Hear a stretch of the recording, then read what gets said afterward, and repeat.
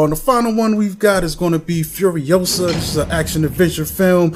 And in this film, snatched from the green place of many mothers, young Furiosa falls into the hands of a great biker horde led by the warlord Dementus. Sweeping through the Wasteland, they come across the Citadel, presided over by the Immortan Joe.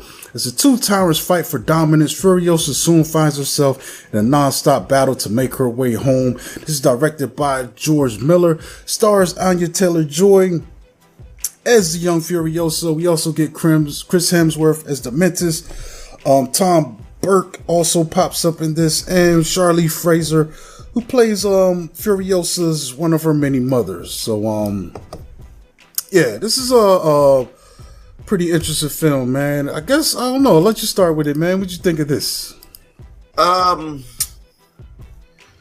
Overall, I like this film a lot, but it's not as good as. Well, I really liked some of the action sequences in this film.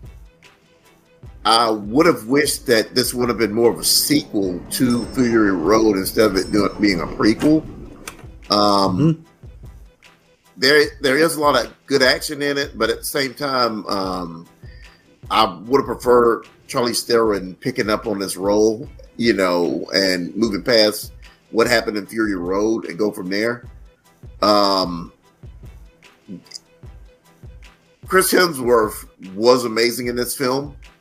He's, you know, he might be one of the baddest bad guys I think I've seen in film for a while. He's overall just conniving, you know. He's kind of set up at a place where everything could have just worked out for him, but he's, you know, he's just one of those type of dudes. So bad, he's going to mess it up too. Yeah, right? That's kind of an interesting character trait of his. Yeah, he kind of messed it up for himself. But overall, like I said, I like this film a lot. Love the action. You know, Anya Taylor-Joy, I do like her as an actress, but, you know, like I said, it going back and revisiting this world of the Wastelands, or, you know, post-apocalyptic Mad Max, you know, universe or whatever. I kind of wish we could have just moved on from Fury Road and picked up with Charlize Theron on her next adventure, and, you know, instead of going back in the past and, you know, retreading territory or whatever. Yeah, it's interesting, man, because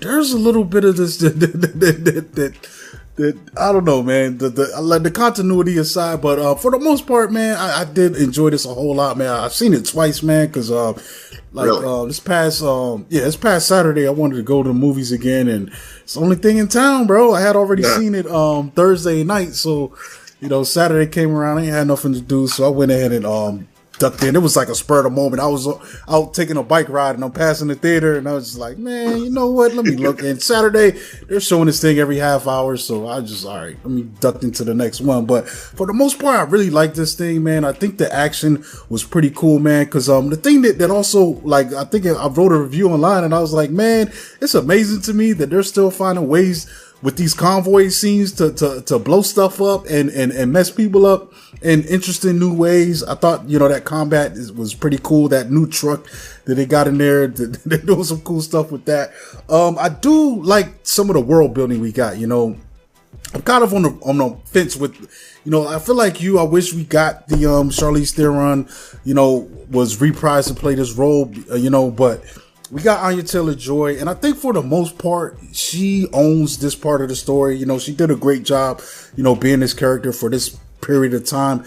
But I did like some of the world building. Like I said, man, I like the stuff we got to see with Praetorian and Jack, and the arrangement they got with Gas Town and Bullet Town and those dynamics, and, you know, the tributes that they pay each other. You know, Citadel sending people out food and stuff, so they take the food, you know, give them gas and you know, food and water for gas, and then, you know, the other guys got the bullets, which is a crazy dynamic. So Dementus comes in and just uproots all of that craziness, man, and he's just chaos, man. It makes sense to me now. You see how he's living. they're kind of like nomads, man. He's got a gang of nomads, and they just maraud the land because speaking to what you said earlier, Chris Hemsworth, his character is it is demented in a way. It's kind of the way these characters are named. It kind of gives a clue to their personality.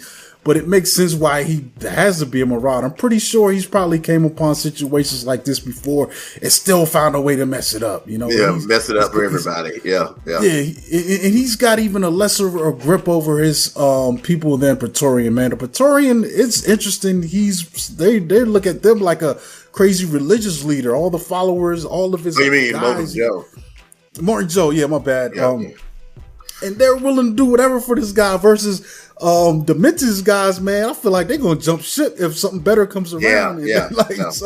So you get those interesting dynamics with the with the characters. But if anything, I want to knock it for, I think the length, man. Fury Road, I think is still a bit of a better film, even though I enjoyed this a lot. But like Fury Road did what it did in like 2 hours, bro. This thing, especially the conclusion, that got a little wonky too, because I'm like, all right, bro, wrap this up. I know this has got to come to an end, man. She's gonna, they're gonna have this confrontation, but yeah, I don't know, man. Like, it's one of these ones. I felt like this wasn't an essential or necessary part to the Mad Max journey we've had over these decades. But it's good enough, to get me my appetite wet for more from this world, Yeah, like I was saying, I kind of wish it was Charlize Theron and they moved past what, that her story or introduce her into more, or go back to Max and see what he's up to. But I do like it for what it is, but I think it could have been much more, Yeah.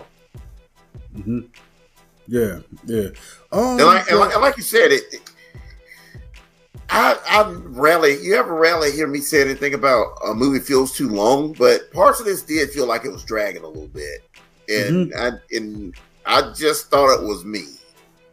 And I'm kind of glad that you're in the same mind. The intro was amazing, man. I was watching that, I was like, I'm in. I'm like, yo, the way that kind of transpired when we see her getting taken from the green place and ending up, I was like, yo, this is crazy. But then I think they got a little bit excessive with Dementus.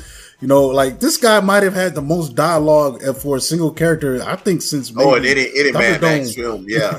Maybe since Thunderdome when Tina Turner was talking a little bit, but like, I don't think at the end he had that much to say.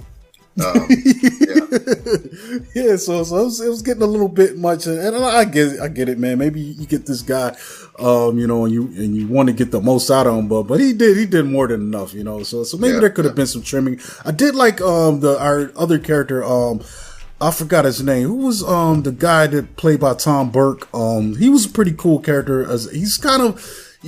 As it plays out, you realize this is the guy that kind of taught Furiosa how to survive on the road, man, and I thought that was cool to me for character building because it kind of makes sense how she becomes, who she is, to Immortan Joe and everything. For some reason, he was Praetorian Jack, yeah. Oh, Praetorian Jack, okay. Yeah, for some reason, I don't remember them mentioning his name at all.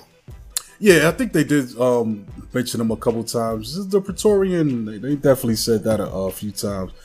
But yeah, I don't know, man. This is weird. I think it was ambitious, like I said, in giving a lot of the smaller characters, more shine and more insight into them. Like I said, man, I really did love, Immortan Joe's crew and that the little bit more extra time we got with them. But yeah, solid, man. Honestly, I would definitely recommend seeing it. It's the best thing out right now. Probably this or Kingdom of the Apes. I actually think I got Apes ranked a little bit higher than this, but either one you can't miss, man. And I think if you enjoyed Fury Road or you enjoy Mad Max, then see it,